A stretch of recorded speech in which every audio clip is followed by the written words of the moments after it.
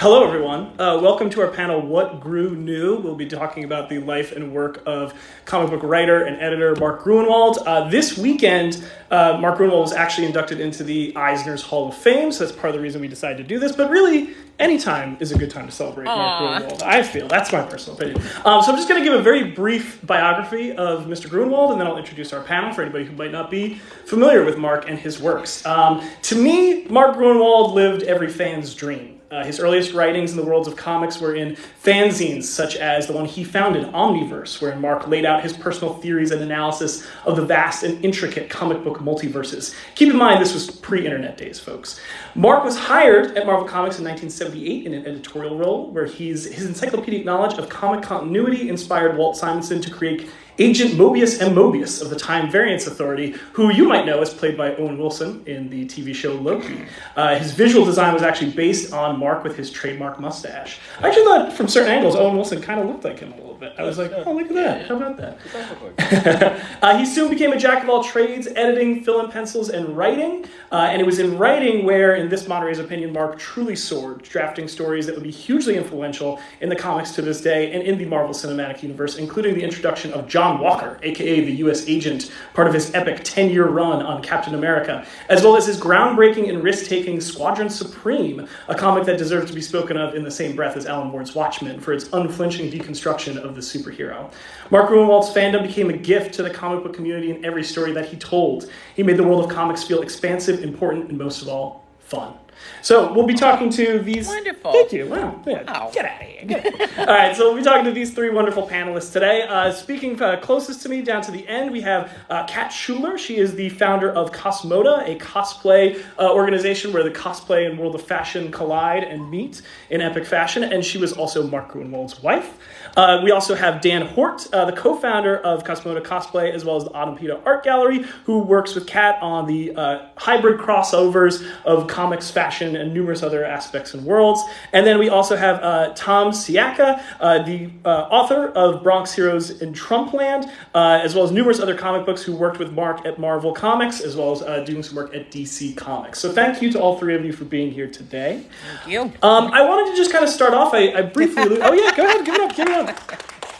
I briefly alluded to your connections with Mark, but could you tell the folks here a little bit about some of your personal memories of Mark, maybe some of the ways that you guys initially met him, some of your professional experiences with him? Yeah, I was one of the first plus-size models in New York City in the 80s, and I was called to do an audition for She-Hulk from our agency. And I guess Marvel wanted to have some characters at Comic-Con and maybe for some campaigns that were real people and not drawn. And so they went to the plus-size agency to find these big women. So I came in, and we all came in, and we weren't buffed up like Bev Francis, like steroided out like She-Hulk. And so it kind of dawned on him that maybe we were just bigger and curvier, not just, beefier. Sure.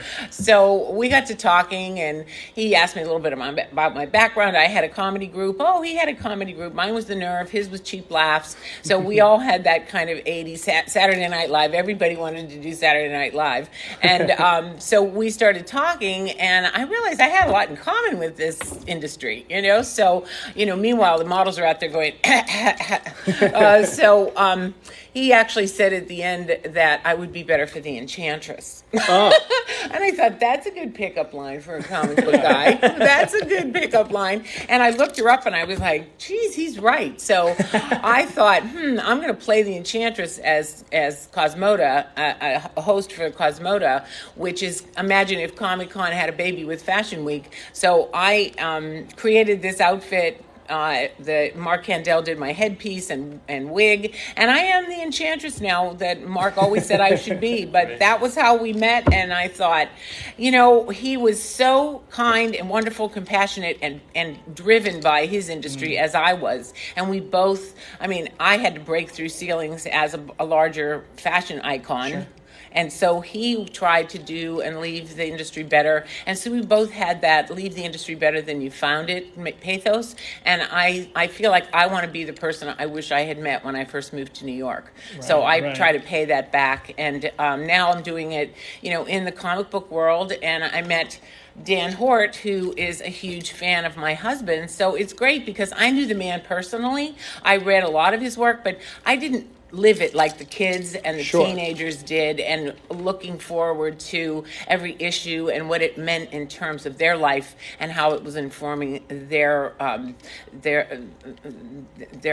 drive and passion and interest in the comic book world. And it's modern mythology. So that's what he always tried to do. And he did not think that it was lesser than. He always added so much to it. He was constantly reading, constantly. He said everything was tax deductible. Going to my shows, sketching. He was in a constant state of receptivity and creativity, which was so inspiring because he would make me do things I never thought I could do before. And he'd come back and say, wow, you did such a good job. And I thought, he did that with everyone. Everybody said, Mark made me do something I never thought I could do. And that was really one of his skills, and the way he operated at Marvel and was such a leader, but led by example and led by his interest and passion and devotion. Everything was comic driven. So, everybody got him. I mean, he actually created the assistant editors workshop on every Monday. He taught assistant editors how to do comics. And it came from his father, who left a manual on how to teach. And he was constantly into manuals and flow charts and all that. So I learned a lot from being married to him for 3 years and 10 months. I knew him for 6 years total, but 3 years and 10 months was the sum of what I got with him. But it's almost like dog years. It's like Grue years. It was like it was like 7 days in one day. Right. So he was constantly thinking up stuff, and I was his cheerleader. Like, get off the tracks or let the locomotive come through. Right. It was like jump on board. Tom, could you speak a little bit about your professional? We talked a little bit. We talked a little bit about the professional side. Dan first? I thought it was a smooth transition from talking about his professional relationships to, and then Dan, I got a question. Omniverse. We go before Omniverse. I met Mark. Probably met Mark at one of the conventions in New York earlier on. So we got acquainted, and I think at the time he was involved with the Kappa Alpha, the fanzines organizations. Some of the guys that were doing the Legion of Superhero fanzines and fan groups or whatever, and that was around the time that I got into Marvel, started working at Marvel with, at the same time George Perez did, who I went to high school with, who I brought George to his first comic convention in '71 and introduced him to Neil Adams, who I knew because Neil Adams lived in the Bronx, even though he didn't want to admit that he lived in the Bronx. And George always was very gracious, always credited me with starting him in the comic business. And we were buddies, from age 13. But I met Mark at one of these conventions. We're talking. This is almost like 45 years ago. So it was like my brain is a little fuzzy. I don't remember what happened yesterday, but ultimately, I was doing a couple of fanzines. I did one called Conjure with George Perez. It was a comic fanzine that we wanted to make into a magazine, like a sword and sorcery magazine, but then we got interrupted by starting to work at Marvel. Oops. There are worse interruptions. So ultimately, I was working at Marvel. At one point in '76, I was co-running the Marvel Comic Con at the Hotel Commodore in '76 with Stan. Stan asked me to do it. I said, what? And he offered me cash. I said, okay, fine. So everyone was there, Jack Kirby, every Marvel star except for Steve Ditko, right? So then, and Vince Coletta was involved too with it because he was basically like licensing it and running it for Stan, and then I was running it for Vince. And then Vince got offered a job as art director at DC when Jeanette Cotton took over later in the year. And Vince said, well, you want to be my assistant? I said, yeah, hell yeah, So a regular. So I kind of quit college and started working at DC. And then at some point, and I don't remember when, Mark was talking to me that he was doing this fanzine Omniverse, and I was into that. I dug the whole alternate universe and multiverse and stuff. So he was writing, and then I said, well, I'll do. Can you do some illustrations? Yeah, so I did a bunch of illustrations for him, and then I was working at DC, and then he would come up and talk to me about stuff or whatever, and then this is like in '76, I think, '77, something like that, and then it's like he needed photostats, and it's like, well, I said, well, we have the photostat department here that Shelley Iver runs. I said, just come in and give me the stuff, I'll get it photostated for you. Aww.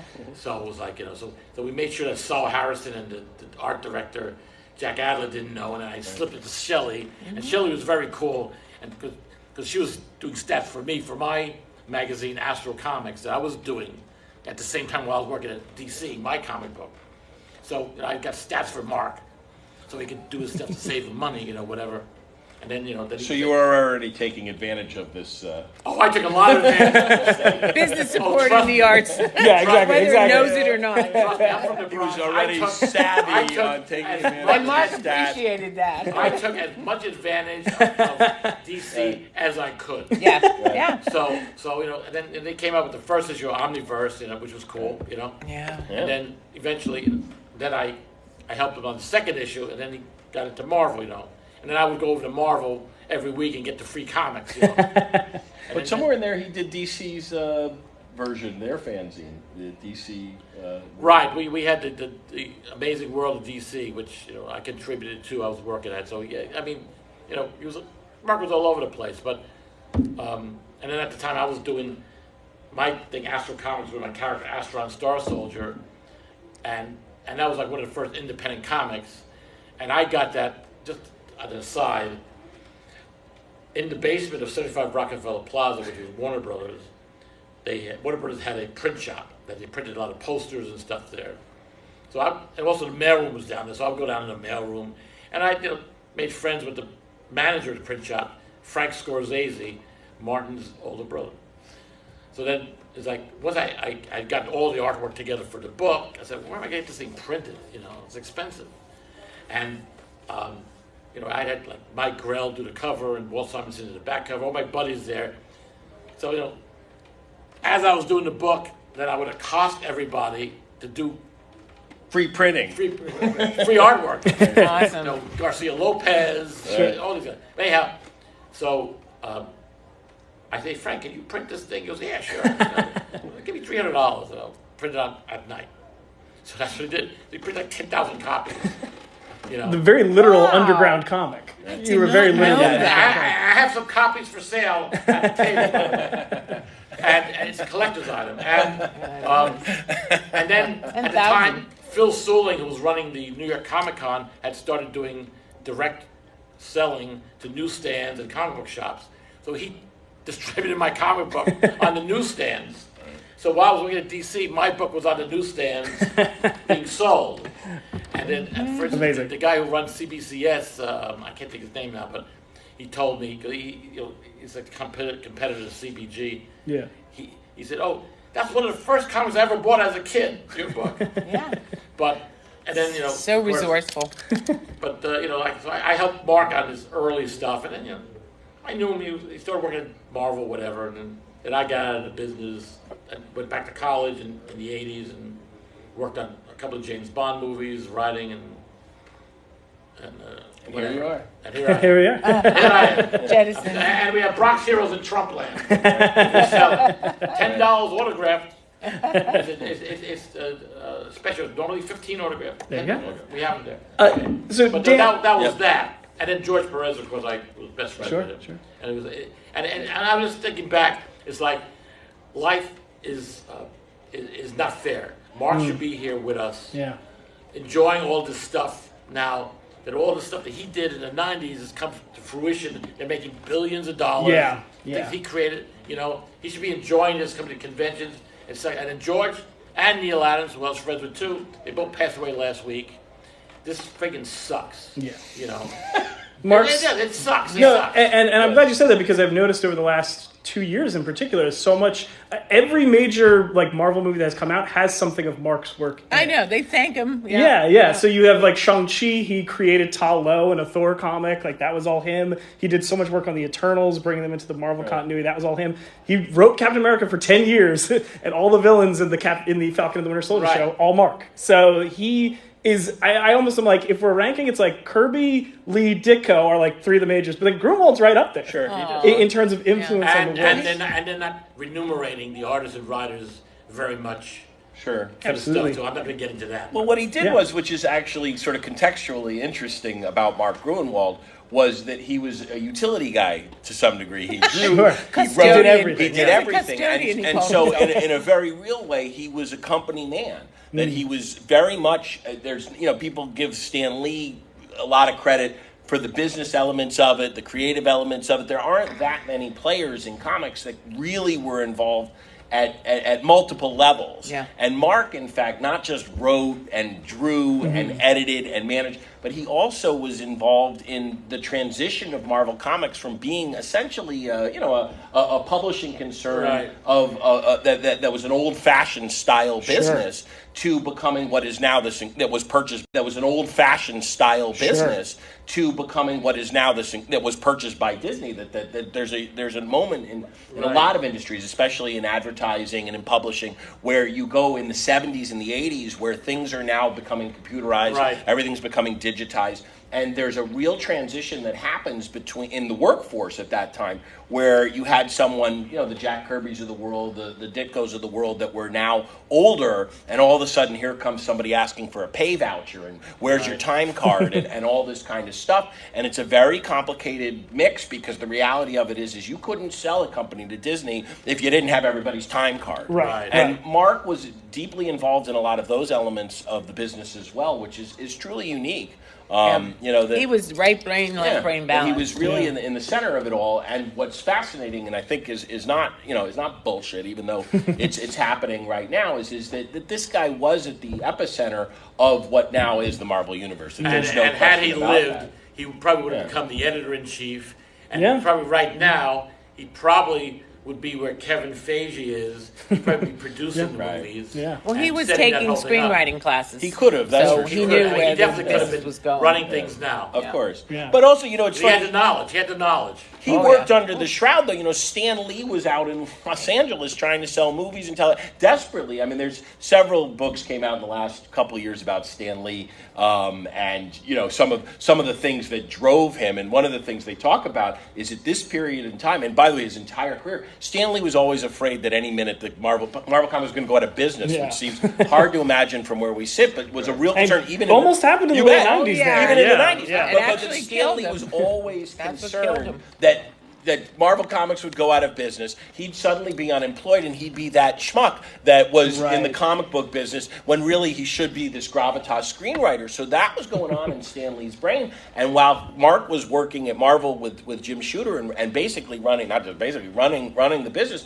Stan was off in L.A. trying to sell movies to save Marvel Comics. And as I say, not only that, but also in his own ego was a little bit trying to justify that it was more highbrow. And so again, under that shroud, you had Mark, and as I say, I think Jim Shooter gets a lot of credit for this as well, changing the business in a ways that as I say, have to do with pay vouchers and and getting the art back, which was also a huge part of all of this, and credits and who's doing that it really changed. Whereas prior to that, in the golden age of Marvel, it was mostly that was the Marvel way, that they all hung around and he drew this and I drew that and there it was and I don't know and then whatever. Then we took the page and we mopped up our coffee with it and threw it out. I remember that in the 70s. Yeah, right. So it's to me, as I say, what's exciting for us, and we're really going to try to roll it out and get the word out, is what Tom just said, which is that at this moment, with the multiverse being everything, that's Mark's domain. I think that's a real, and what I think is an interesting juxtaposition is what I'm trying to articulate, is that not only was he out there writing those things and drawing, he drew Hawkeye, the Contest of the Champions, which was this huge crossover. Right. He was integral in whatever. We're going through his diaries, and I believe in 1978, prior to working at Marvel, he writes in the panel, it says, "Great idea for a kind of alternate reality thing." Really, literally, call it What If. There you go. There it is. And they call it What If.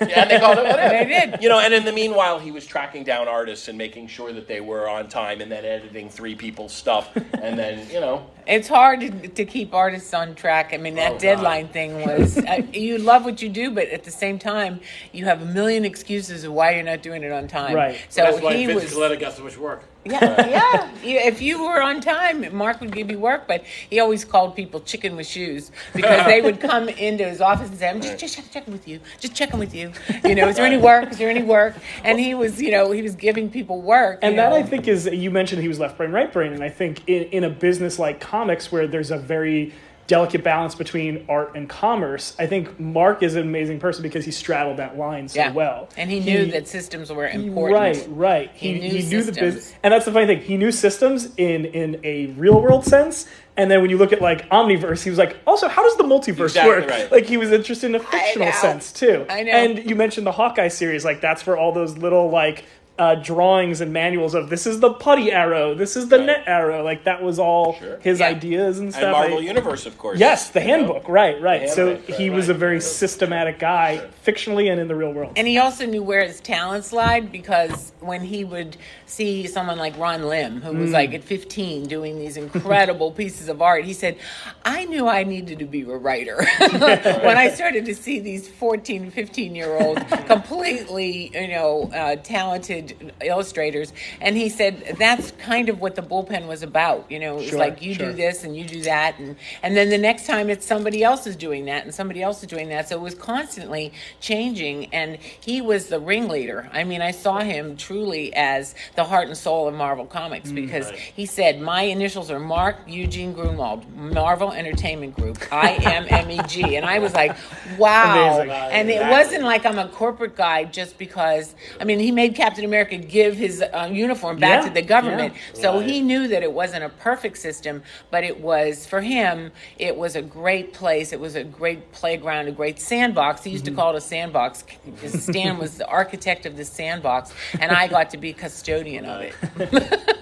But the thing is, the whole multiverse thing, he basically created it, and now it's been kind of, I don't say co-opted, but now DC has their multiverse. Right. And then now everyone's talking about multiverses. All these shows they'll talk about alternate reality. That movie that came out with Michelle Yeoh is about a multiverse. Yes. Yeah. And then they had the multiverse on Star Trek. So everyone is doing multiverse now. And Mark basically came up with this idea. Right. Yep. Back He did. then. Well, the codification of it is what's so interesting, and again predates gaming. There was a role playing games. I guess Dungeons and Dragons about that time would have started to be catching on a little bit. Yeah. And this idea of strength categories and power categories and all this kind of stuff that previously hadn't really been done. I mean, you saw Batman's schematic of the Wayne Manor and the thing, and and everybody always enjoyed that kind of stuff. I have a Star Trek manual of the NCC 1701 that's reasonably granular information about all that kind of stuff, but it wasn't terribly done. And as you say, Mark was clearly interested in that, and as he started to do that, that also became a huge part of kind of being able to manage this large scale continuity that I think the MCU films, whatever you think about them, have done a masterful job of tying all of these movies together, and the television programs, and now the cartoons, and all. They really have it all done. And again, I don't think it's in. There are other people that we could talk about that had a role in all of that. But Mark's role, he's always there in the background. Mark's role, in some capacity. Yeah. And he was not only aware of his role at Marvel, but he cared about the fans. So I saw him, and this was like Jan was saying, predating internet, email. He didn't even have an email address when he died. There was no internet when he died. But he Do you mind if I double check? He passed away in 96. 96. 96. So it was, just really beginning of the internet. But he said that the fans mattered to him. him so much because he had written a letter to the editor, to Stan Lee, and he saw it published from Mark Gruenwald, Oshkosh, Wisconsin, and he said, I knew I was going to write comic books when I saw Stan had, printed my little letter to them, and he did that for the fans. He answered every fan letter, every single fan letter by hand, and he even had an Italian translator because he was very popular in Italy, and he had an Italian translator to write them and translate them into Italian and send them to the fans. So he was constantly working, not only for Marvel, but he had because he was a fan turned pro. He understood the fans, and he understood how to engage them, and he said, I don't have many fans, but the fans I have get me. And I thought that was very humble, but at the same time it was true because he thought like a fan. He was a fan. That's why I feel like I think like a fashion person, and I know what I think is going to look good on the runway. It's the same thing as he did with his profession, is he knew what the fans wanted. He knew this, and he'd come out of the study with his fist in the air saying, I've done something no one's done in comics before. Amazing. I was like, yeah, okay, that's the kind of passion he had. So I want to ask, do you guys have a personal favorite work of his? I mean, I know you all knew him very intimately. I don't know how much you were sitting down reading, Captain America or Squadron Supreme each month, but do you have a personal favorite work of his that really stands out to you? Well, as the only one who didn't know him and is the fan on the table, let me just say. You knew him through his work. I did indeed. And it's hard to say because there's so many good there's so many good things. I am a Captain America guy, was always a big Captain America guy. And of course the Cap No More sequence there with I mean it's a good, nice long run there also. What was really terrific. But to be honest, it has to be Contest of the Champions. It has to be, that it was a real crossover, and that's, as I say, that's kind of the fun. That's what makes it really work. And again, it was like what you're talking about with this multiverse, kind of stuff. That it seems, and obviously they've done it a little bit. But that was really something, that they came out there and whatever that they had to fight. This is, by the way, the unflattering Grue is I got a Marvel No Prize. I'm very envious. From the No Prize from prize. Contest of the Champions, because they actually tied 2-2. It was an egregious error. I don't know. We're about to find out. They're about to release, and we're going to be actually releasing a special edition of. The Contest of the Champions. They're doing a gallery edition of it. Exciting. So I will be interested to see how they redo it. I've been meaning to check and see if they fixed this enormous egregious error where I forget who the two teams were. It was the Grand Master and was it the Collector? Who was it? That's probably who it was. Yeah, I forget. But in any event, Jeff Goldblum enjoyed playing him. Well, they'll be doing the movie soon. Yes, no, totally. But the crossover, who wouldn't? I mean, it's mind blowing, mind blowing, and so innovative. And I think mine was Squadron Supreme because I was given a stack of comic books to read while I was recuperating from a hernia operation. That he said, "Oh, this is a perfect time to get my wife," and I didn't have to wait for each issue to come out. I was a cliffhanger, and there was another issue right there. So I read Squadron Supreme while I was recuperating from my hernia operation, and then it was so ironic because he had passed away a few years later, and that was and when I opened up his will and it said I want to be cremated and my ashes put into a comic book, that was the one that Marvel had decided was his best graphic novel and most popular. And I said, of all the things for him to trap me to read, I said that was it, and that it kind of, and then just everything that came out of those ashes and that whole thing. And it was right. He died in 96 and the book came out in 97, and they asked me to write the preface in the Squadron Supreme. So I did it from a perspective of what the heck are you trying to make me do, Mark? This is, I don't know if you've seen cremains before, but there are bone chips in them. And I found the one pressman who would do it with the ink, and they had to do the poster first, and then it wasn't good enough, and they did Squadron Supreme. So there was this whole, and it took a year. Wow. And the week it came out, I was in Hawaii with my sister, and we weren't paying attention to the television, and we went back to the hotel and turned it on, and Princess Diana had just been, died. And I said, oh my God. And we went over to the comic book store, and it was so funny because it was like a year later, here's Princess Di. And it became this whole thing about what would you do with your ashes? Where would you put your ashes? And I said, well, I made up the line, he threw himself into his work. So I did.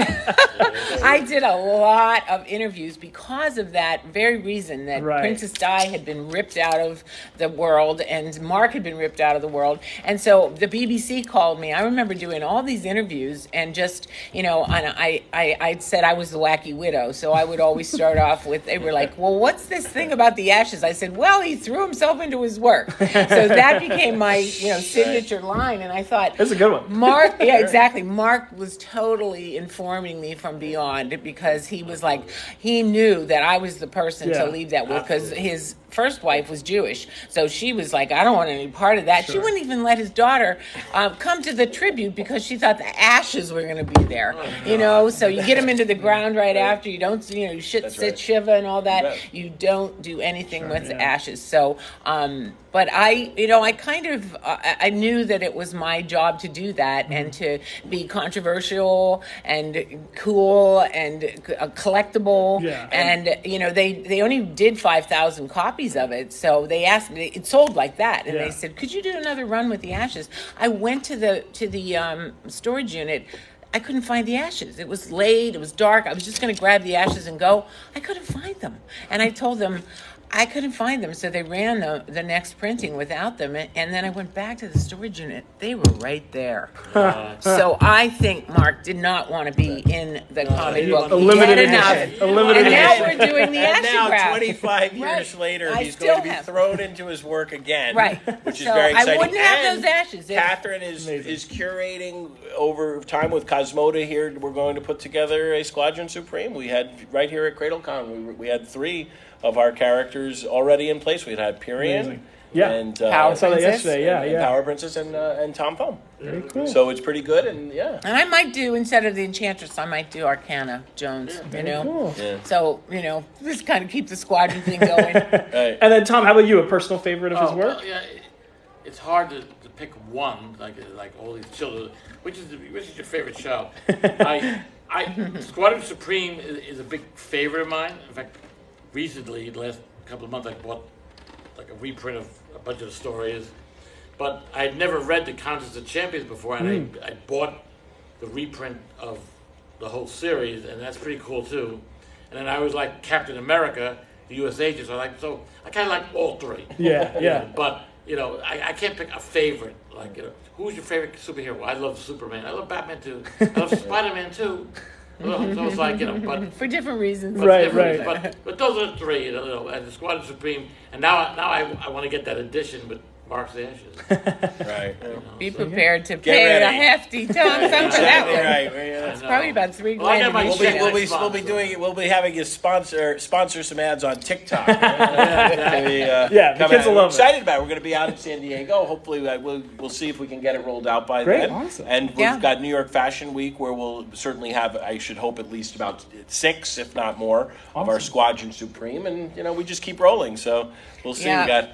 We got a nice Comic-Con schedule coming up here. Winning the Eisner Award is a great honor and truly deserved. And 26 years later, I hope somebody remembers me this way and as such fondness and homage to their. I call myself his legacy advocate, and I feel that that's really my role. And he probably, knew exactly what he was getting when he got me, because he said, you understand my place in the whole company and the whole way that comics was always something that was constantly pervasive in his life, and we had a place up in Pauling, and he codified everything. I mean, he built a treehouse and he had a manual to go with how he did it. So after he built it, he would be drawing and sketching, and his legacy lives on in my life, because I try and do and align with people and keep his memory alive, but also the way he worked. The way he worked was the thing that you need to take away. And if he's going to win the award, it's for just he was the second golden age. I mean, Kirby and Simon and Ditko and Stan Lee were certainly the first golden age, but he was beyond a doubt, and we used to have the distributor convention because Marvel would take all the mom and pop stores to a convention, to a retreat rather, for a week, and treat them. Everything was paid for, and then Stan would come the last day, and Stan would look at everyone and say, "These guys, I just thought these ideas up. I didn't know what I was doing, but these guys made it great." Right. And I thought that's what his legacy was for Mark. Right. And Mark, he said, "You imagine your childhood hero is somebody you work for when you get older." I said, I mean, he knew how to tell me what significance that he was living. And I don't think he admitted that to anybody else because it was too braggadocio. He never bragged about anything. But for me, he was like, imagine, he knows my name. He knows my name. And it's interesting because, as we go around and talk to people with Tom, talk about Mark, one of the things that's, forget about it, consistent, I'm waiting to hear something different, is he was enormously beloved, that everybody loved this guy, that he was one of those types of people, that he was one of the good guys. Oh my God, but everybody loved this guy, and that's, I've not yet to hear anybody say, I keep joking, I'm waiting for someone to give us a crossword, say, he didn't do something, it's never happened, and it's really, again, an enormous tribute, considering, as we've already talked about, the role that he played, that his ability to make it a happy place, that we haven't spoken to anybody who they all like, oh my God, working at Marvel Comics there, I was like, great as. And imagine during the bankruptcy era, he was trying to save it. He said, I'm going down with MEG is going down, and he just, it actually, I think he died of a broken heart because he was a type A personality, never let me know what was really bothering him to his, blessing and a curse kind of thing. But I think, his legacy is that, you get into something and you believe in it so wholeheartedly that you throw yourself into that incredible, whatever it is, he defined it, developed it, did it. And, he was one of those kind of guys, and he wasn't perfect by any means. We had plenty of arguments, and we got into a fender bender because I couldn't think up an idea for him for AIM. It was like, I don't know. Do this, do that. He goes, no, it's been done. Typical marriage argument. No, it's been done. That's been done. Bam! Right into the friggin' bumper. I said, oh, jeez. So, he was taking an idea from anywhere he could get. Sure. Anybody, he was just, he would take an idea from a 2-year-old, So I think that's one of the legacies about him. And to Dan's point, he made Marvel a great place to work. Well, it was fun. I want to speak about that idea of legacy in just a second, but before we do, I did want to give you guys the opportunity. Do you have any questions for our panelists up here? Any things that you'd like to know more about? Any questions that you have for them? It's okay if you don't. I just wanted to give everyone the opportunity. Yes. Well, first of all, I just want to gush a little bit. I just want to say I thank you for doing this panel because this is Mark Gruenwald is from an era of writers and artists I feel like just don't get talked about enough. Right. Just kind of right in between right in between like Watchmen and like, the end of the Silver Age, Bronze Age. No, you're absolutely right. Sure. You're 100% right. And so I just want to say this is fantastic. And I have no association with this show, but there is a show called War Rocket Ajax. Yeah. Oh, yes. I'm a big fan Love of that. them. Okay. Yeah. That is a great podcast. Yeah. They're doing a reread of all of Mark's Captain America run right now. Really? So if you guys guessed it on that, I learned a lot listening to them. Yeah. Yeah, highly recommend that podcast for anybody listening. I do too. They really are fans. They're so great. Yeah. They do deep dive. Yeah, absolutely. So on that note, they were one of the reasons why I went out of my way to read the very silly but much beloved Catwolf. Right. And it was, made fun of and teased, and then people came back to it and people were like, oh, Mark was just being silly. He was he was in on the joke. This is not like stupid 90s comics. This is fun. Right. And I was just wondering whether any of you had any memory of that storyline or of just Mark Gruenwald kind of just, being like, well, I've been doing, heavy stuff for a while. I'm going to do 6 months of just silliness. Yeah. Of Captain America turns into a werewolf and, has to, give his inspirational speech by growling. Right. I'll say that actually has a very special place in my heart because when I was in 4th grade, that was one of the first comics I ever owned. Was the one where it's like him in silhouette holding the shield up. Like my core memories are holding this, being in 5th grade, be like, I have no idea what's going on because I don't have the other 4 parts of this, but this is the coolest thing I've ever seen in my life. Yeah. And I love this. So that has a special place It's in my a heart. mashup of all mashups. Yeah. I don't know. Do you guys have any thoughts on Cat Well, Wolf? I have the action figure that came out a couple of years ago. The Funko Pop. It's a regular Legends action figure, and it has the separate head. It's got the werewolf head. So I have that at home. It's one of my prized possessions. It's funny that to talk a little bit for a second about a giant that just passed in comic books, Neil Adams. It's been said many times. I believe his daughter Chris in the New York Times was quoted essentially as saying, and if I'm paraphrasing a little bit, sorry, Chris, but that when he did Ali Superman, everybody thought, what a joke, this is ridiculous, you got to be kidding me. Now, of course, it's the most beloved, tremendous. Right.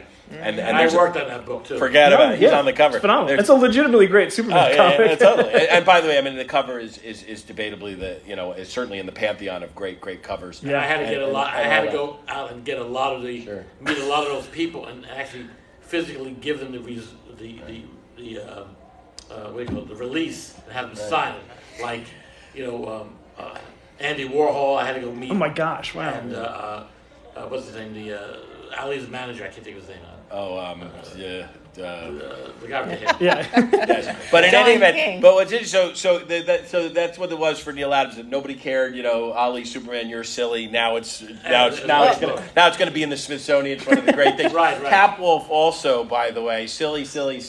This figure is worth pretty good. The Funko Pop released one very recently. The shelves cleared immediately. You can't get it. So, you hang around long enough, that's what happens. And to Dan's point, Dan, Yeah, he was a prankster. It's supposed to be fun. Yeah, Oh, comics, exactly. sure. No, He the was comics, a of course. prankster. He said, I Right. write funny books, So I think to your point, he just wanted to take a break, and he's in his mind, he's going, oh, I got it. This is going to get the fans going. And he always had fun with comics. And he would, even at the conventions, he would do a lot of panels, not talking about comics, but playing with the fans. And he said, I have to teach them not to be so precious about the comics. So he would do things like bobbing for comics. I think that's a lesson a lot of us need. Right. So he'd Still do learn. tape heads where you had to take a piece of tape and run with the comic. Or he'd throw comics out at people and abuse them, and I was like, don't do that for the But issue. they were super tight on the continuity. Exactly. That's the thing. He played with the fans, prankster to the end,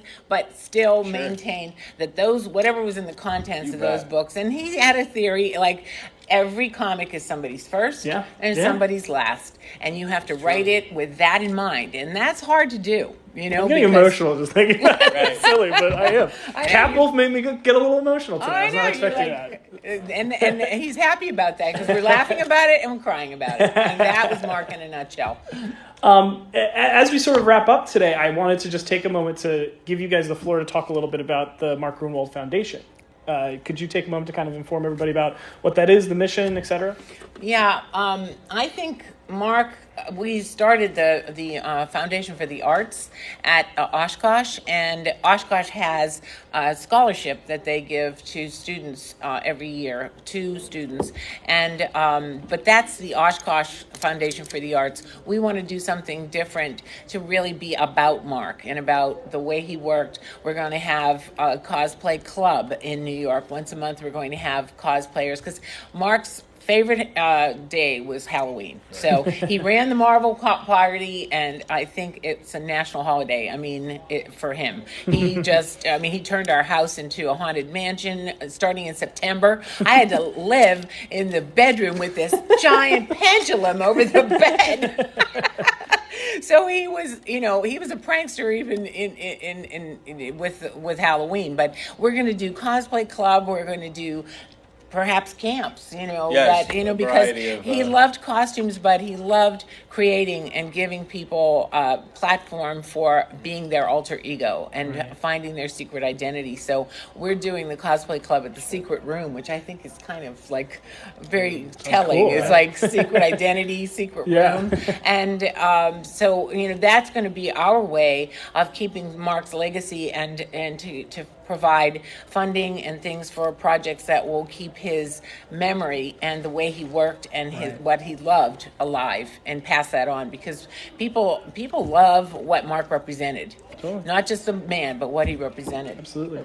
And we're hoping to make a nice Comic-Con run here and do more talking about Mark and all that kind of stuff and push that out as we head to San Diego. Yeah, I can't help but think the work that we're doing is keeping his memory should be pretty alive. good. I think we're all going to be out there, for that. So we're looking forward to it and expecting to be able to do some paneling out there and roll some things out. And of course, then it'll be Mark Gruenwald Day in Oshkosh, September 28th. And they do the comic book challenge there with the Oshkosh Public Library system. It's amazing. Which is very nice. He's a celebrity there, and everybody loves it. I mean, one of the things that we find, which is also sort of one of our catchphrases that we talk about, is the power of fandom really does create opportunities for a lot of for people to come together. That it's something that it increasingly, as I always joke, we travel around and we do a lot of fun things, and for the most part, one of the things that we do try to take from Mark, and I think it's part of our culture for sure, is we're having a good time. We're enjoying ourselves. We're having fun. We have other people that are having fun. If you're not having fun, you probably won't be around too much longer, and that kind of thing. But as I always joke, we go to places and talk to people, and I'm always saying to people, almost everybody, what was your favorite cartoon? What was you must play a video game, or at least you have a nephew or a child that somebody, and really and truly, you always find somebody. But every once in a while, you get somebody who's like, they don't play video games. They don't care. It's like, then maybe this isn't for you. That maybe not, because we've just had so much luck with everybody. It's fun. It's just fun, and it's really a pleasure to be able to bring these things to environments that are not like, we love to do the cons, and that's what's great about this business with the Hall of Fame induction. It's actually going to give us an opportunity to get out to the cons and kind of do more comic book stuff. Our bread and butter is really, we do Fashion Week. We're New York Fashion Week. Our Basel. We're sort of heady places with these things, and it's much lighter. And that when we go to these places, we're sort of the good time comic people, and we have a good time with it. So, and we're going to maybe do a podcast, because I think Mark's remarks were early fandom in a look into what happened at Marvel. It'll be a look into like what Mark represented and like what we're doing for him, and bring people in on it, because a lot of fans, and Pedro told me this when he was reading the Mark's remarks, it was like an insider look, fly on the wall perspective, and it was like, that's got to be the coolest place to work. And when I went there, it was pretty amazing. A really amazing place, and it was because Mark kept it that way. He really fostered that. So amazing. All right, and Tom, do you have any final thoughts on Mark Gruenwald and his legacy before we wrap up for the day? It's a big question, I know. It's all on you. I think the Thing is fighting someone out there. Clobbering time out there. I wish the dude was here, man. Yeah. Because I miss him. It's like, I know when I was kind of out of the business in the 90s, so I hadn't been to Marvel, and they'd moved, whatever. But when I heard that he passed away or whatever, I was like really upset. It was like, what? I know. And I just wish he was here with us to see all this stuff that's going on. He would have he would have had a ball. Yeah, Like, you got to kick I think it out would have of been a it. dream come true. I mean, we talk about that all Oh, the yeah. time. I think he'd have been he'd been out of his mind. Oh, to yeah. see. Oh. Yeah. Because you couldn't have known. That's the thing that's so interesting is that, and they didn't. I mean, there's so many things that we look at it now and we're like, oh, no kidding, of course, Spider-Man, right? Yeah, of course. Yeah. You know, but no. I think he would have just been. You know, like, I think it's joy. beyond what he could have possibly imagined. Yeah. Yeah. And even Stan said, I got spat on in the 50s and 60s. I got spat on Now he's being a a in comic the comic book. code, Yeah. and now I'm Yeah. venerated, Yeah. and they're making movies about things, and it's like, gotta hang in there. Yeah. There's not many of them left. I mean, that's really, and certainly you got to be enjoying the ones I'll that just are, give that it are an out there. aside. Up until a few years ago, I never even gave it a second thought. You know, I was thinking, I worked with Marvel. Yeah, I knew Stan. I worked with Stan. I was his assistant. I worked with all these guys. Steve Tickleton. I never thought. Now, all I have to do is say to Mention it. somebody, Yeah, I work yeah. with Stan Lee. And they, oh, you work with Stan Lee? It's like, it's an instantaneous, like, recognition. It's like, wow. It's like, I know. It's incredible. Yeah. All right. Well, thank you all so much for Thank taking the time you. to talk Thank to me. you. This is Great amazing. Thank you guys. moderator. And thank you guys for taking the time attention. to watch. I appreciate it. Thank you.